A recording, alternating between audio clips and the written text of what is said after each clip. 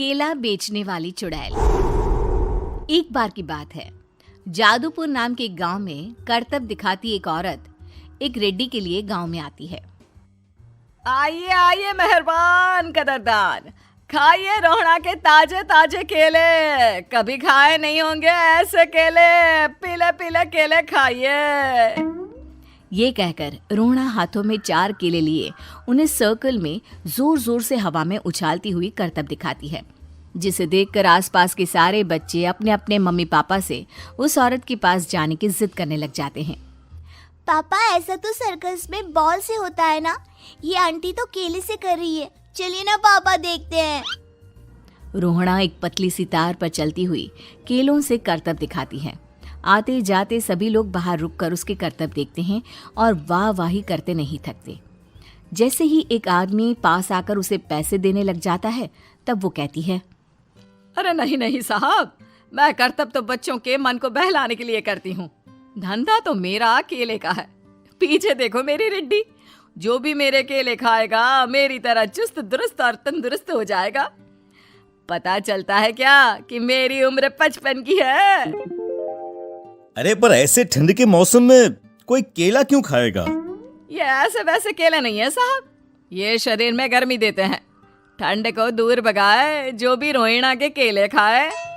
पापा, अगर मुझे केले नहीं मिले तो मैं घर नहीं जाऊंगी।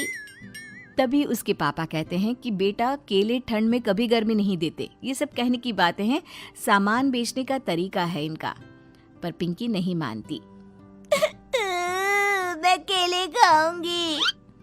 पिंकी की जिद के आगे नत्थू हार जाता है और उसे केले खरीद कर दे देता है। पिंकी खुश होकर केले घर ले आकर खाती है। अब मैं भी करतब करूंगी, कितना मजा आएगा। जादुई केले। पिंकी पहला केला खत्म भी नहीं करती कि वो बेहोश हो जाती है। दूसरे केले से एक काला धुआं आता है और रोहड़ा चुड़ैल बनकर बाहर निकल आती है। मेरे भूतिया केले बच्चे न खाए, ऐसा हो ही नहीं सकता। जादूपुर वालों, कब तक बचोगे? आ गई हूं मैं रोहड़ा, जिसका कोई नहीं कर सकता सामना। रोहड़ा पिंकी को गोद में उठाकर काले धुएं में कहीं गायब हो जाती है। शाम के वक्त नत्थू घर लौटता है और पिंकी को घर में ना पाकर उसकी माँ से कहता है, माँ पिंकी कहाँ है? अरे बेटा, उसे तो तू सुबह करतब दिखाने ले गया था ना, फिर कहाँ वापस आए तुम दोनों? मुझे लगा तू उसे अपने साथ मंडी ले गया होगा। हे भगवान, मेरी बच्ची कहाँ गई? मैं उसे घर ही तो छोड़कर गया था माँ। नत्थू गांव के घर कोने में अपनी बेटी को ढूंढता है, पर उसे वो कहीं नहीं मिलती। परेशान होकर आके रो रो कर नत्थू हिम्मत हार कर घर लौट आता है। अगली सुबह रोहड़ा फिर से करतब दिखाने आती है और इस बार पिंकी की तरह रोनी केले खरीद लेता है। 50 रुपए दिए थे पापा ने, सारे पैसों के मैंने केले खरीद लिए हैं। अब मैं भी आंटी की तरह ही करतबबाज बन जाऊंगा। यही सोचते हुए रोनी केले खाता है और पहला अकेला केला आधा खत्म भी नहीं करता कि चुड़ैल उसके सामने आ जाती है। मेरे साथ चलने का समय आ गया है रोनी। ये तो बस शुरुआत है। अब इस गांव के सारे बच्चे धीरे धीरे मेरे कब्जे में होंगे, एक बच्चा भी नहीं बचेगा।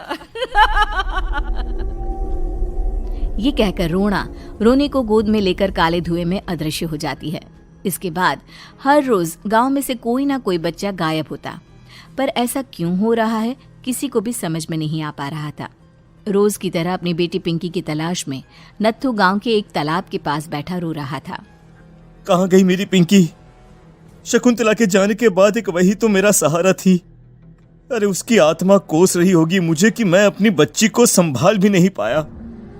नत्थू ये कहता हुआ रो ही रहा था कि तभी तालाब में से उसे शकुंतला की आवाज सुनाई देती है।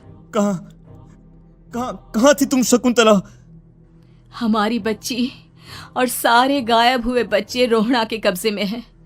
वो बच्चों को जो केले देती है उससे बच्चे बेहोश हो जाते हैं और उसके कब्जे में आ जाते हैं और वो उन्हें ले जाकर काली दुनिया में ले जाती है। पर वो ऐसा क्यों कर रही है? ये मैं नहीं जानती, पर उस दुनिया का रास्ता मैं आपको बता सकती हूँ। जहां ये नदी खत्म होती है वहां एक केले का पेड़ है, उसके नीचे एक दरवाजा है, वहीं से रास्ता जाता है उस दुनिया का।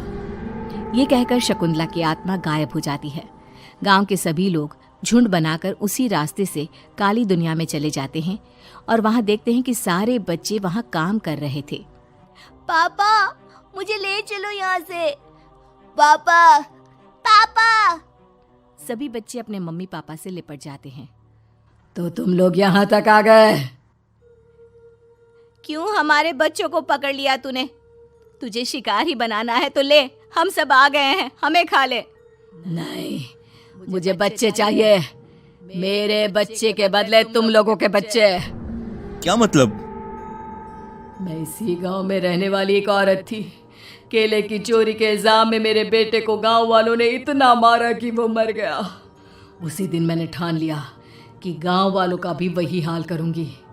कुछ दिन बाद बेटे के चले जाने के दुख में मैं भी मर गई और मेरी भटकती आत्मा एक चुड़ैल बन गई। और फिर मैंने बदला लिया तुम सबके बच्चे छीनकर। बर्दाश्त नहीं कर पाए ना, सोचो मुझ पर क्या बीती होगी। हमें माफ कर दो रोना, पता नहीं ये किसकी गलती थी पर हम सभी माफी मांगते हैं। हमारी खुशियां लौटा दो, तुम भी तो एक माँ हो।